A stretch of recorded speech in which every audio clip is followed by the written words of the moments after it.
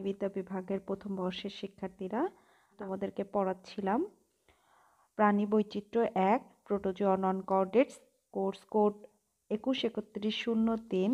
আজকে আমি এই কোর্সের পড়াবো হচ্ছে আর্থ্রোপোডা এই অধ্যায়টি। এই অধ্যায় থেকে আজকে আমরা টাইপ স্টাডি হিসাবে যে প্রাণীটা সম্পর্কে জানবো সেটা হচ্ছে ম্যাক্রোব্রাকিয়াম রোজেনবার্গি, যেটাকে আমরা গলদা চিংড়ি বলে থাকি, স্বাদু পানির চিংড়ি বলে থাকি বা প্রন বলে থাকি সাধারণ কথায়। তো আমরা এই প্রাণীটা সম্পর্কে আজকে যতটুকু সম্ভব দেখার চেষ্টা করব এবং তোমাদের ক্লাসে এটা সম্পর্কে আমরা মোটামুটি দেখব। তো প্রথমে এর শ্রেণীবিন্যাসে আসি। শ্রেণীবিন্যাসে ফাইলাম আমরা যেহেতু বললামই আর্থ্রোপোডা। তো আর্থ্রোপোডা অর্থ হচ্ছে যেসব প্রাণীদের সন্ধিযুক্ত উপাঙ্গ থাকে, অর্থাৎ উপাঙ্গগুলো কয়েকটা খণ্ড বিশিষ্ট, তাদেরকে সাধারণত সন্ধিপদী প্রাণী বলা হয়ে থাকে এবং আর্থ্রোপোডানরা এটা, এবং সবথেকে বড় ফাইলাম কিন্তু আর্থ্রোপোডান। এরপরে ক্লাস হচ্ছে ম্যালাকোস্ট্রাকা, অর্ডার হচ্ছে ডেকাপোডা, ফ্যামিলি হচ্ছে পেলমোনিডি। জেনাস আমরা অলরেডি বৈজ্ঞানিক নাম যখন শিখলাম তখনই দেখেছি ম্যাক্রোব্রাকিয়াম, আর স্পেসিস হচ্ছে ম্যাক্রোব্রাকিয়াম রোজেনবার্গি। এই প্রাণীটা সম্পর্কে তোমাদের প্রথম বর্ষে একটু ভালো করেই শিখতে হবে। তার কারণটা হচ্ছে এই প্রাণীর থেকে তোমাদের প্র্যাকটিক্যাল আছে। প্র্যাকটিক্যালে এখান থেকে তোমাদের সংবহনতন্ত্র, যেটা রক্ত সংবহনতন্ত্র, সেটা বের করতে হবে। তোমাদের স্নায়ুতন্ত্র আছে, তোমাদের এর যেই উপাঙ্গগুলো আছে সেগুলো বের করতে হবে। তো থিওরিটিক্যাল জ্ঞানটা যখন তোমার ভালো থাকবে তখন অটোমেটিক্যালি তুমি প্র্যাকটিক্যালে ভালো করতে পারবে। সেজন্য তোমার এই প্রাণীটা সম্পর্কে খুব ভালোভাবে জেনে রাখতে হবে। তার থেকেও বড় কথা, তুমি যখন মাস্টার্সে পড়বে তখন মাস্টার্সে এই প্রন এবং শ্রিম্প নিয়ে তোমার ট্যাক্সোনমি একটা প্র্যাকটিক্যাল থাকে। সেই প্র্যাকটিক্যালটাতেও তোমার এখান থেকে অনেক কিছু জানলে তোমার ওখানে গিয়ে সুবিধা হবে। তো এই প্রাণীটা দেখতে এরকম। আমরা এই চিংড়ি তো সবাই মোটামুটি খেয়েছি এবং দেখেছি, সেই হিসাবে খুবই পরিচিত। তো এটা হচ্ছে স্বাদু পানির চিংড়ি, গলদা। এদের সাধারণ নাম হচ্ছে প্রন, আর যারা লোনা পানিতে থাকে তাদেরকে বলা হয় হচ্ছে শ্রিম্প। তো বাংলাদেশে অনেক প্রজাতির চিংড়ি আছে এবং তোমরা দেখেও থাকবে স্থানীয়ভাবে বিভিন্ন নামে এদেরকে ডাকা হয়ে থাকে। ছোট চিংড়ি, হরিণা চিংড়ি, ইচা, এরকম ছটকা চিংড়ি, বিভিন্ন নামে বিভিন্ন ধরনের বিভিন্ন প্রজাতির চিংড়ি আছে।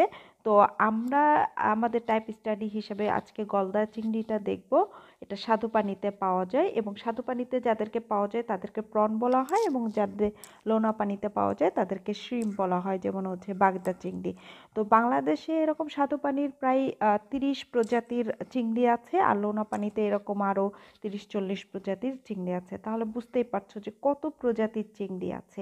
এবং এই চিংড়ির ক্ষেত্রে মোটামুটি গঠনগত দিক থেকে সবারই দেহ মাকু আকৃতির এবং দ্বিপার্শ্বীয় প্রতিসম থাকে। এদের মূলত যে রোস্টামটা থাকে এখানকার কাটার সংখ্যার উপরে ভিত্তি করেই এদের প্রজাতির পার্থক্য যেটা সেটা করা হয়ে থাকে। যখন ট্যাক্সোনমি করবে এগুলো সম্পর্কে তো বলেছি যে আরও ভালো জানা যাবে। তো আমরা একটু এদের জেনারেল ফিচার বা বাহ্যিকভাবে এরা কেমন দেখতে, এদের কি কি অংশ নিয়ে গঠিত, এইটা আমরা একটু দেখি। তো এদের পুরা দেহটাকে দুটো ভাগে ভাগ করা হয়েছে। প্রথমে একটা হচ্ছে শিরোবক্ষ, অর্থাৎ মাথার এখান থেকে শুরু করে এই পর্যন্ত অংশ, এটা হচ্ছে এদের শিরোবক্ষ। অর্থাৎ দুটো অংশ এখানে কিন্তু আছে, একটা হচ্ছে শির বা মস্তক আর একটা হচ্ছে বক্ষ।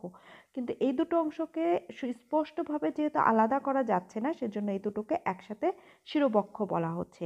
আর বাকি শেষের যে অংশটা সেটা হচ্ছে উদর বা পেট। একদম শিরোবক্ষের পরবর্তী অংশ থেকে শুরু করে শেষ খণ্ড পর্যন্ত এদেরকে উদর বলা হচ্ছে। বাহ্যিকভাবে দেখে এদেরকে খণ্ডায়িত প্রাণী মনে হচ্ছে অনেকগুলো খণ্ডের সমন্বয়ে গঠিত। প্রকৃতপক্ষে এরা বাহ্যিকভাবে খণ্ডিত মনে হয়, কিন্তু ইন্টারনালি এদের কোনোভাবে খণ্ড থাকে না। তবে এদের উপাঙ্গগুলো, অর্থাৎ এই যে পায়ের পাগুলো যে দেখছি, এগুলো হচ্ছে এদের খণ্ডযুক্ত, যে কারণে এদেরকে সন্ধিপদী প্রাণী বলা হয়ে থাকে। তো তো প্রথমে আমরা যেটা দেখব, এই যে করাতের মতন যে গঠনটা এখানে দেখতে পাচ্ছি, এটা হচ্ছে এদের রোস্টাম। এখানে কাটা থাকে। এই কাটাগুলার উপরের দিকে যেটা থাকে, এই উপরের গুলাকে বলা হয় ডরসাল কাটা, আর নিচের দিকের কাটাগুলাকে বলা হয় হচ্ছে ভেন্ট্রাল কাটা। যখন আইডেন্টিফাই করা হয় কোনো চিংড়িকে, এই ডরসাল ফর্মুলা বলা হয়, যে ফর্মুলা লিখতে হয়, তখন লিখতে হয় যে ডরসালে কতটা কাটা থাকে এবং ভেন্ট্রালে কতটা কাটা থাকে। আচ্ছা, এরপরে আমরা যেটা দেখব সেটা হচ্ছে পুঞ্জাক্ষী। এই পুঞ্জাক্ষীটা কিন্তু আর্থ্রোপোডানদের অন্যতম একটা বৈশিষ্ট্য। তার কারণটা হচ্ছে যে আমাদের যে চোখ বলি, এই চোখগুলা কিন্তু সরল চোখ, অর্থাৎ সরল চক্ষু বলি, কিন্তু আর্থ্রোপোডানদের অনেকগুলা সরল চোখের সমন্বয়ে এই চোখ গঠিত। এজন্য এদেরকে বলা হয় হচ্ছে পুঞ্জাক্ষী, এবং এটা এদের এই একটা একক চোখকে বলা হয় হচ্ছে অমাটিডিয়াম। এরপরে আমরা এই পুঞ্জাক্ষীর গোড়া থেকে যেই সুরের মতন অংশটা বের হয়ে যায় সেটাকে আমরা বলি হচ্ছে অ্যান্টেনিউল, এবং ঠিক তার নিচে আরেকটা যেটা থাকে এটাকে বলা হয় হচ্ছে অ্যান্টিনা। এই দুটো এদের হচ্ছে শিরোপঙ্গের আরও আরও অংশ আছে। তো এই অ্যান্টিনিউল, যেটাকে আমরা প্রথমে অ্যান্টিনা বলে থাকি, এবং দ্বিতীয় যেটা নিচে থাকে সেটাকে দ্বিতীয় অ্যান্টিনা বা শুধু অ্যান্টিনা বলে থাকি। এরপরে আসি হচ্ছে এই যে মস্তকের অংশটা, এটা একটা খোলস দ্বারা আবৃত থাকে। এই অংশটাকে বলা হয় হচ্ছে ক্যারাপেস। এই অংশটা হচ্ছে ক্যারাপেস, শক্ত যে আবরণ। সাধারণত এই অংশটা খুলে ফেলে দেওয়া হয় যখন রান্না করা হয় বা খাওয়া হয়, তখন এই অংশটা রাখা হয় না।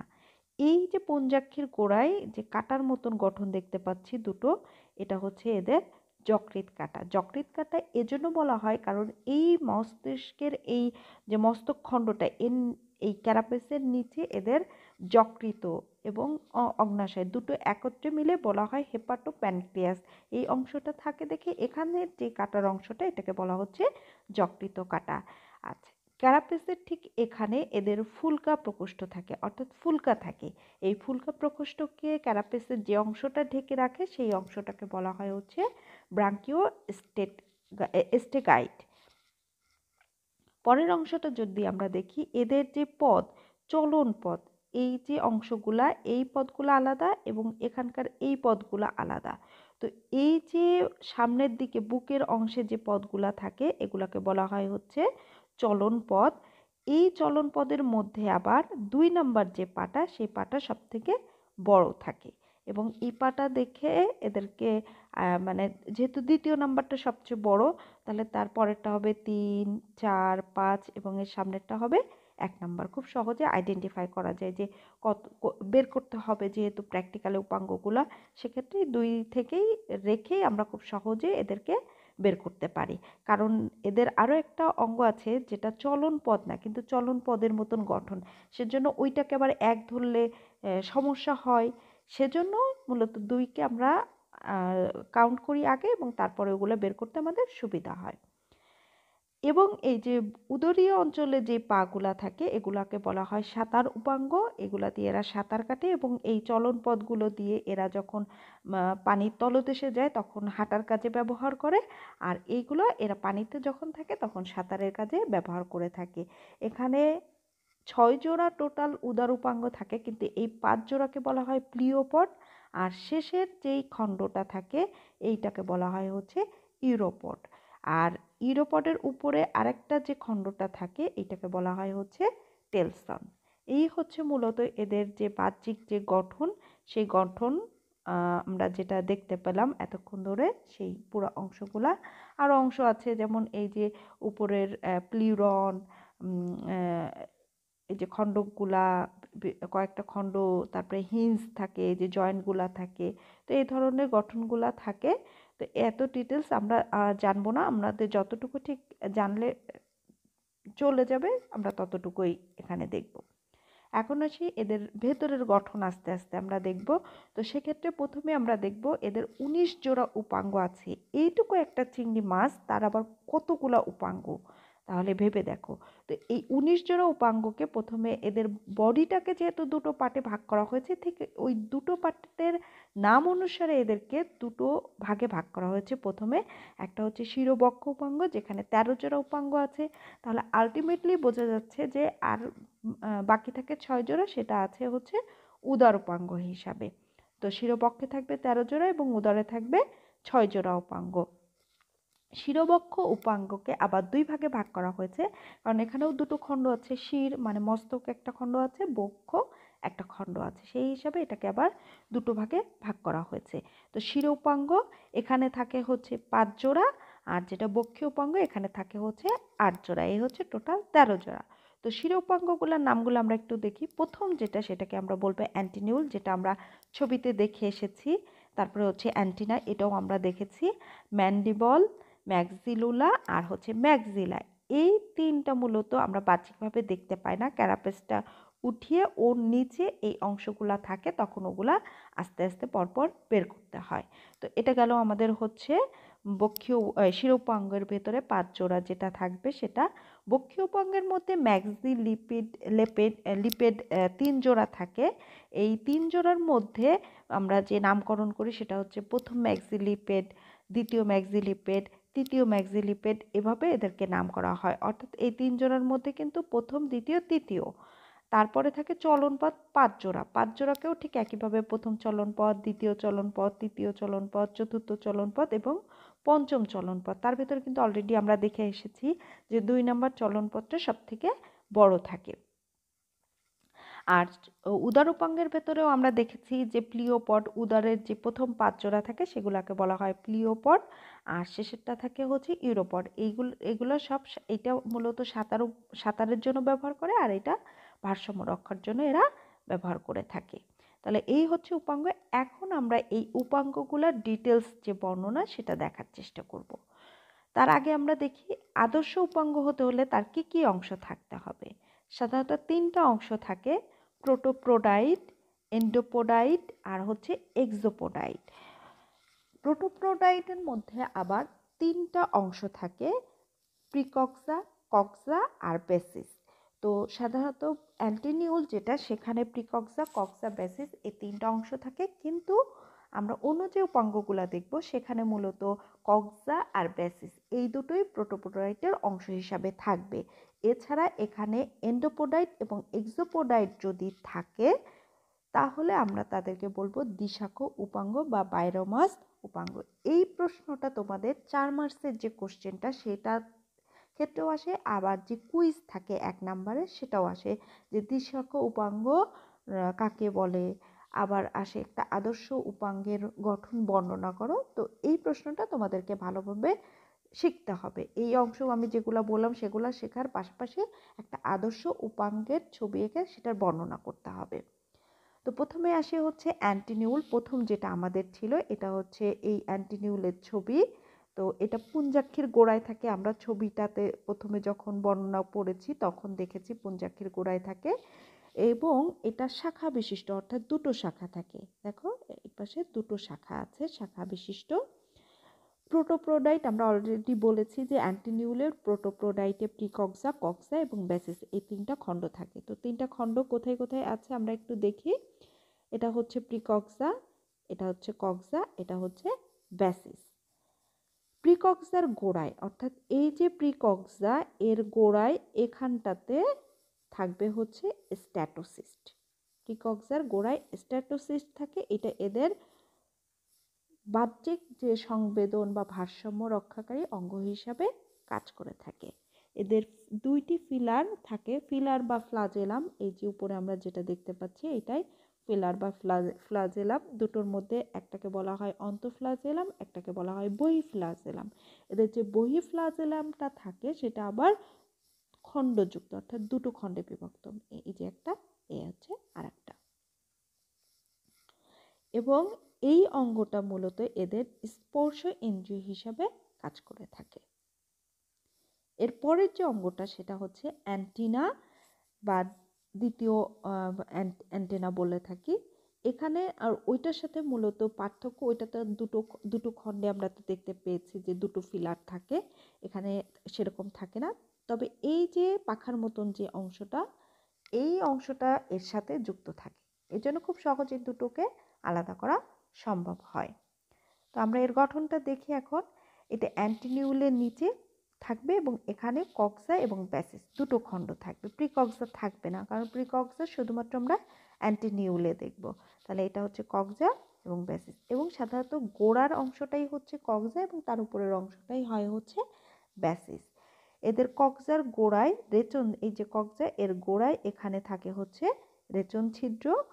আর হচ্ছে তা এই রেচন ছিদ্র মনে রাখবে কিন্তু, কারণ আমাদের রেচন তন্ত্র যখন আমরা পড়বো তখন কিন্তু ওখানে আমাদের জানতে হবে যে রেচন যে অঙ্গটা সেটা কোথায় অবস্থিত। তাহলে যে অ্যান্টিনা তার গোড়ায়, কক্সার গোড়ায় এটা অবস্থিত।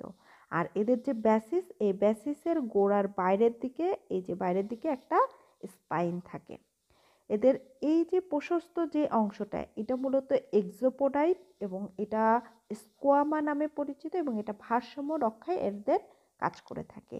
আর এদের এন্ডোপোডাইট হচ্ছে এটা, এটা বহুখণ্ডযুক্ত এবং ফিলার বলা হয়। আমরা তো আগেই বলেছি যে ফিলার বা ফ্লাজেলাম বলা হয়ে থাকে।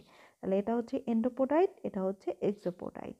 আর এই এক্সোপোডাইটকে বলা হয় হচ্ছে স্কোয়ামা। এর যেই অঙ্গটা, এই যে ফ্লাজেলাম, আর এটা সংবেদন, রেচন ও ভারসাম্য, এইটা ভারসাম্য রক্ষা করে, এটা রেচন। আর এই ফ্লাজেলামটা মূলত সংবেদনের কাজে ব্যবহৃত হয়ে থাকে। এরপরে আসি ম্যান্ডিবল। ম্যান্ডিবল মূলত দাঁতের মতন গঠন। তোমরা যদি চিংড়ি খেয়ে থাকো তাহলে দেখবা যে চিংড়ি একটু বড় চিংড়ি হলে সাধারণত এটা বোঝা যায় যে একটা অংশ দাঁতের মতন কিছু একটা বোঝা যায়, মনে হয় যেন একটা দাঁত। তো ওই অংশটাই মূলত হচ্ছে ম্যান্ডিবল। এটা হচ্ছে রূপান্তরিত কক্সা। এইটার গঠনটা দেখতে এরকম।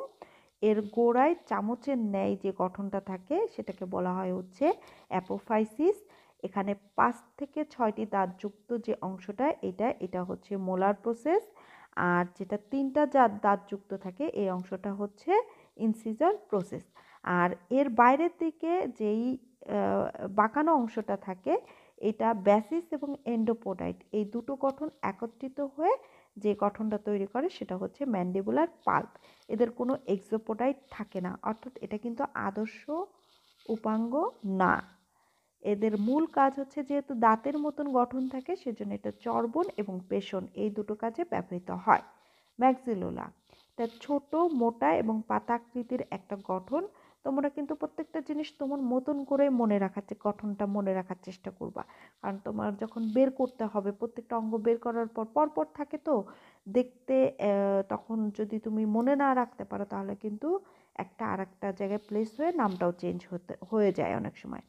ল্যাবিয়ামের পেছনে থাকে, এখানেও কক্সা ব্যাসিস থাকবে এবং শক্ত এবং কাঁটাযুক্ত থাকে। তো এটা হচ্ছে এদের কক্সা আর এটা হচ্ছে এদের ব্যাসিস। এদের এন্ডোপোডাইটটা বাঁকানো, এই যে এন্ডোপোডাইট বাঁকানো, এবং এই যে মাথার দিকে আমরা দেখতে পাচ্ছি এটা দ্বিখণ্ডিত। এদের কোনো এক্সোপোডাইট থাকে না, অর্থাৎ এটাও কিন্তু আদর্শ উপাঙ্গ না, এটা খাদ্য গ্রহণে সহায়তা করে থাকে। এরপরে আসি আমরা হচ্ছে ম্যাক্সিলা। তাহলে কিন্তু আমাদের যেই এর আগে আমরা যেটা দেখলাম সেটা গেল। এখন আসি হচ্ছে ম্যাক্সিলা। এই যে শিরো উপাঙ্গ তার শেষের যে উপাঙ্গটা সেটা, এটাও পাতার ন্যায় গঠন। এবং এখানে যদি আমরা দেখি এর কক্সাটা ছোট, এই যে, কিন্তু ব্যাসিসটা বড় থাকে। কক্সাটা ছোট কিন্তু ব্যাসিস বড় থাকে। এদের এন্ডোপোডাইটটাও ছোট থাকে। এদের এক্সোপোডাইটকে স্ফ্যাগনোন্যাথাইট বলা হয়ে থাকে। এই যে বড় যে অংশটা, জাপানিজ পাখার মতন যদি মনে করি আমরা, তাহলে সেরকম এটা খাদ্য গ্রহণ এবং শ্বসনে, এই যে এইটার আন্দোলনের ফলে পানির প্রবেশ বা নির্গমনটা নিয়ন্ত্রিত হয় দেখে এটা শ্বসনে, ফুলকা প্রকোষ্ঠের মধ্যে পানি যাওয়াটাকে নিয়ন্ত্রণ করে দেখে এটা শ্বসনেও ভূমিকা রাখে। এখন আসি বক্ষীয় উপাঙ্গ। তো বক্ষীয় উপাঙ্গের মধ্যে আমাদের ম্যাক্সিলিপেড ছিল 3 জোড়া। তো প্রথম ম্যাক্সিলিপেড যেটা, সেটা হচ্ছে ম্যাক্সিলার পেছনে থাকে। এটার গঠন এরকম, একটু কিছুটা চারকোনা, মনে রাখার জন্য তোমার মতন করে মনে রাখবে। এখানেও কক্সা থাকবে, ব্যাসিস থাকবে, এন্ডোপোডাইট থাকবে, এক্সোপোডাইট থাকবে। এদের এপিপোডাইট নামে, এই যে এখানটাতে এপিপোডাইট নামে একটা এক্সট্রা অংশ থাকে, যেটা এদের আদি ফুলকা, অর্থাৎ প্রকৃত ফুলকার যে গঠন সেটা এরকম না, কিন্তু আদি ফুলকা হিসাবে এদের এই গঠনটা থাকে। এরাও খাদ্য গ্রহণ এবং শ্বসনে সহায়তা করে থাকে। এরপরে আসে দ্বিতীয় ম্যাক্সিলিপেড। এটা প্রথম ম্যাক্সিলিপেডের পেছনে থাকে। এটার গঠনটা হচ্ছে এই যে আমরা দাবার গুটির যে ঘোড়াটা অনেকটা দেখতে ওরকম মনে হচ্ছে। এখানে কক্সা থাকবে, ব্যাসিস থাকবে এবং একটা ফুলকা থাকে এর সাথে যুক্ত। এখানে এক্সোপোডাইট থাকবে, সেটা হচ্ছে অবিভক্ত, কোনো ভাগ থাকে না, এবং কিন্তু এন্ডোপোডাইটটা অনেকগুলা খণ্ডযুক্ত, এই যে অনেকগুলা খণ্ডযুক্ত এন্ডোপোডাইট থাকে। আর এরাও খাদ্য গ্রহণ এবং শ্বসনে সহায়তা করে থাকে। তৃতীয় ম্যাক্সিলিপেড যেটা, সেটা চলন পদের ন্যায়, ওই যে বলেছি এজন্যই কিন্তু আমরা 2 নাম্বারটাকে মাথায় রাখবো, না হলে এই চলন পদ যেটা তৃতীয় ম্যাক্সিলিপেড সেটাকেই মনে করব যে 1 নাম্বার চলন পদ, সেই হিসাবে যখন বের করব তখন দেখব যে মিলাতে পারছি না। এজন্য আমরা ওই 2 নাম্বারটাকে রেখে তার সামনেরটাকে 1 ধরি, ধরে বাকিগুলো বের করি, তাহলে খুব সহজে বের করা যায়। এই যে চলন পদ মতন দেখতে, এখানেও কক্সা থাকবে, ব্যাসিস থাকবে এবং এদের এপিপোডাইটটা ক্ষুদ্র, তুলনামূলকভাবে ক্ষুদ্র 3 খণ্ডযুক্ত এন্ডোপোডাইট থাকবে। এই যে 1 2 3টা খণ্ডযুক্ত এন্ডোপোডাইট, যেটার প্রথম খণ্ডটা হচ্ছে ইস্টিয়াম মেরাস, তারপরটা হচ্ছে কার্পাস এবং শেষেরটা দুটো, এটা আবার দুটো ভাগে বিভক্ত, প্রোপোডাস ও ড্যাকটাইলাস। এদের যেই এক্সোপোডাইট সেটা চাবুকের ন্যায় লম্বা হয়ে থাকে। এই হচ্ছে এদের তৃতীয় ম্যাক্সিলিপিড যেটা, তার গঠন। এরা খাদ্য গ্রহণ, শ্বসন এবং স্পর্শ ইন্দ্রিয় হিসাবে কাজ করে থাকে। চলন পদে এখন আসি আমরা। এটা তো আমরা আগেই শিখেছি যে 5 জোড়া। তো 5 জোড়ার ক্ষেত্রে এদের 4 নাম্বার জোড়া যেটা, সেটা হচ্ছে আদর্শ। কারণটা হচ্ছে এই যে 7টা খণ্ড থাকে, এজন্য এটা হচ্ছে আদর্শ। কি কি খণ্ড? কক্সা, ব্যাসিস, ইস্টিয়াম, মেরাস, কার্পাস, প্রোপোডাস ও ড্যাকটাইলাস। এদের কোনো এক্সোপোডাইট থাকে না, অর্থাৎ এই চলন পদ কিন্তু আদর্শ উপাঙ্গ হিসেবে কাজ করবে না। দ্বিতীয় এবং তৃতীয় যেই পদটা, তাদের নাম বলা হয় চিলা। তার মধ্যে 2 নাম্বারটা বেশি লম্বা থাকে। 3 নাম্বার চলন পদের গোড়ায় এবং 5 নাম্বার চলন পদের গোড়ায় পুরুষের ক্ষেত্রে জননছিদ্র থাকে, আর স্ত্রীর ক্ষেত্রে 3 নাম্বার চলন পদের গোড়ায় জননছিদ্রটা থাকে। এরা খাদ্য গ্রহণ, চলন, আত্মরক্ষা এবং আক্রমণ এই ধরনের কাজে ব্যবহার করে থাকে এদের পা। এটা হচ্ছে আমাদের প্রথম চলন পদ, এটা দ্বিতীয় চলন পদ, আর এটা হচ্ছে আদর্শ বা চতুর্থ চলন পদ। তাহলেই দেখো কক্সা, ব্যাসিস, ইস্টিয়াম, ড্যাকটাইলাস, মেরাস, কার্পাস, হচ্ছে প্রোপোডাস, এই যে খণ্ডগুলা থাকে, এজন্য এটা হচ্ছে আদর্শ। এখন আসি উদর উপাঙ্গ বা সাদার উপাঙ্গ। তো সাদার উপাঙ্গ ছিল হচ্ছে 6 জোড়া। তার মধ্যে প্রথম 5 জোড়াকে আমরা প্লিওপড এবং ষষ্ঠ জোড়াকে বলেছিলাম ইউরোপড। এরা দ্বিশাখ উপাঙ্গ এবং এদের 3 নংটাকে আদর্শ উপাঙ্গ হিসাবে ধরা হয়। ওদের যেমন 4 নাম্বারটা ছিল, এদের ক্ষেত্রে 3 নাম্বারটা। এদের কক্সা, ব্যাসিস, ক্ষুদ্র এন্ডোপোডাইট এবং বড় এক্সোপোডাইট থাকে। যেহেতু দ্বিশাখ, তাহলে এন্ডোপোডাইট এবং এক্সোপোডাইট থাকবে। এদের এক্সোপোডাইট যেটা থাকে, তার ওখানে অ্যাপেন্ডিক্স ইন্টারনা নামক একটা অংশ থাকে। তবে পুরুষের 2 নংয়ের যে পাটা, সেইখানে অ্যাপেন্ডিক্স মাস্কুলা নামে এক্সট্রা আর একটা অংশ থাকে, যেটা স্ত্রীতে থাকে না। এদের ষষ্ঠ জোড়াটা ভিন্ন, কারণ যেটা ইউরোপড সেটা হচ্ছে কক্সা এবং ব্যাসিস এর যে অংশটুকু একদম গোড়ার দিকের, এই দুটো অংশ কক্সা ব্যাসিসকে আলাদা করা যায় না, সে দুটো মিলে সিম্পোড গঠন করে। আর এর বাইরের দেহের যে শেষ খণ্ডটা, সেটা হচ্ছে টেলসন বলা হয়, এবং এই টেলসন এবং ইউরোপড মিলে এদের পুচ্ছ পাখনা হিসাবে কাজ করে। এই অঙ্গগুলা সাধারণত সাঁতার এবং ভারসাম্য রক্ষাকারী অঙ্গ হিসাবে দেখা যায়। তো আমরা একটু দেখি, এটা হচ্ছে প্রথম যেই অ্যাবডোমিনাল বা উদরীয় উপাঙ্গ। এই যে এদের হচ্ছে এক্সোপোডাইট, এটা হচ্ছে এন্ডোপোডাইট, কক্সা থাকবে, ব্যাসিস থাকবে। আমরা যদি বলি তৃতীয় নাম্বার, এদের আদর্শ উপাঙ্গ, দেখো এক্সোপোডাইট, এন্ডোপোডাইট, অ্যাপেন্ডিক্স ইন্টারনা, ব্যাসিস, কক্সা গেল। 2 নাম্বারের ক্ষেত্রে পুরুষের কি ছিল, এই যে অ্যাপেন্ডিক্স ইন্টারনার পাশে যদি আমরা দেখি তাহলে এই যে এর পাশে আরেকটা অ্যাপেন্ডিক্স মাস্কুলিনা, এই যে মাস্কুলিনা এই অংশটা থাকবে, যেটা স্ত্রীর ক্ষেত্রে থাকবে না। আর শেষে যেটা ইউরোপড ছিল, আমরা বলেছিলাম কক্সা এবং ব্যাসিস মিলে যে গঠনটা, সেটাকে সিম্পোড বলা হচ্ছে। এদেরও এন্ডোপোডাইট থাকে, এক্সোপোডাইট থাকে। তাহলে এই যে আমরা যদি দেখি, এটা হচ্ছে 1 নাম্বার, এটা হচ্ছে এই যে পুরুষের ক্ষেত্রে অ্যাপেন্ডিক্স মাস্কুলানা থাকবে, এটা 3 নাম্বার, আর এটা হচ্ছে ইউরোপড। এখন আমরা যদি একটু পুরো অংশটাকে আরেকবার একটু দেখি, তাহলে দেখো যে এদের ক্ষেত্রে অ্যান্টেনা, আমরা প্রথম যেটা দেখেছিলাম অ্যান্টেনিউল, তারপরে অ্যান্টেনা, তারপরে হচ্ছে ম্যান্ডিবল, ম্যাক্সিলুলা, আর হচ্ছে ম্যাক্সিলা। এই 5টাকে আমরা শির উপাঙ্গ বা মুখ্য উপাঙ্গও বলে থাকি। এরপরে যেটা আসছে বক্ষীয় উপাঙ্গের ভেতরে প্রথম 3টা, এই যে 6, 7, 8, এই 3টাকে বলা হয় ম্যাক্সিলিপেডস। তাহলে দেখো 1টা, 2টো এবং 3টা। 3 নাম্বারটা অবশ্যই চলন পদের মতন দেখতে, শুধু হচ্ছে এর কি এক্সোপোডাইট থাকে, কিন্তু এদের এক্সোপোডাইট থাকে না। এই যে প্রথম দুটো, এই এটা তো 2 নাম্বার জানি, তাহলে সামনেরটা, এদের দুটোকে বলা হয় চিলেট বা সিলেটও বলে, অনেক জায়গায় দেখবা বইয়ে লেখা আছে। আর এই 3টা থাকে হচ্ছে শুধু চলন পদ হিসাবে নাম।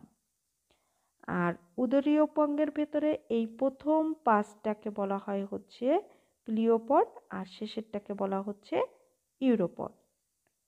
এখন যদি সবগুলো আমরা একসাথে দেখি, তাহলে দেখো এইটাকে আমরা বলছি, এই যে প্রথম 5টা পর্যন্ত শির উপাঙ্গ, পরের 8টা হচ্ছে বক্ষীয় উপাঙ্গ, এবং শেষের 6টা হচ্ছে উদরীয় উপাঙ্গ। এই যে 19 জোড়া উপাঙ্গ আমরা দেখলাম, এটা কিন্তু তোমাদের প্র্যাকটিক্যালে বের করতে হবে, এবং সবাইকে সবগুলো বের করাই শিখতে হবে, কারণ পরীক্ষার দিন তুমি তো জানো না তোমার কোন অংশটা আসবে। এটাও আসতে পারে, এটাও আসতে পারে, এটাও আসতে পারে। এটা আসলে সে খুব খুশি হয়, কারণ এটা খুব সহজ বের করা। আর এটাও এই দুটো অংশ যে কঠিন তা কিন্তু না, এই অংশগুলো বের করা খুব সহজ। বরঞ্চ এইটা পেলে তার দুঃখ পাওয়া উচিত, এই কারণে, কারণ অনেক সময় এই যে 6 জোড়া পা, এইটা কিন্তু পাওয়া যায় না।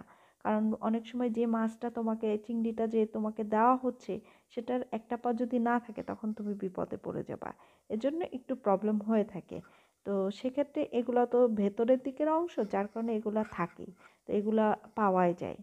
তো প্র্যাকটিক্যাল ক্লাসে এগুলো তো সবগুলাই আমরা দেখব, সেগুলা বের করতে হয় কিভাবে সেভাবে শিখবো। তোমরা নামগুলা বা সিরিয়াল অনুযায়ী যেই অংশগুলা থাকে সেগুলা ভালো করে শিখবে, এবং এখান থেকে তোমার ফাইনালে যে প্রশ্নটা আসতে পারে সেটা হচ্ছে, একটা তো আমরা শিখলামই যে দ্বিশাখা উপাঙ্গ, তাছাড়াও যে কোনো অঙ্গে, যেমন বক্ষীয় উপাঙ্গের বর্ণনাগুলা যেতে পারে, অথবা উদরীয় উপাঙ্গের বর্ণনা, বা একটি আদর্শ উদরীয় উপাঙ্গের বর্ণনা করো, বা আদর্শ বক্ষীয় উপাঙ্গের বর্ণনা করো, এরকম যখন আসে তখন কিন্তু ওই যে যদি এটার বলে তাহলে 3 নাম্বারটা বলতে হবে উদরের ক্ষেত্রে, যদি থোরাসিক বলে তাহলে 4 নাম্বার উপাঙ্গের বর্ণনা দিতে হবে, এরকম বর্ণনা আসে। আবার এদিক থেকে স্পেসিফিকভাবে নাম দিয়ে তোমাদেরকে বলতে পারে যে এই উপাঙ্গের বর্ণনা দাও। তো তোমরা এগুলো ভালো করে শিখে ফেলার চেষ্টা করবে এবং ছবি আঁকানো শিখবে। তো আজ এই পর্যন্তই। তোমরা ভালো থাকবে, সুস্থ থাকবে। নেক্সট ক্লাসে আবার কথা হবে, সে পর্যন্ত ভালো থেকো। আল্লাহ হাফেজ।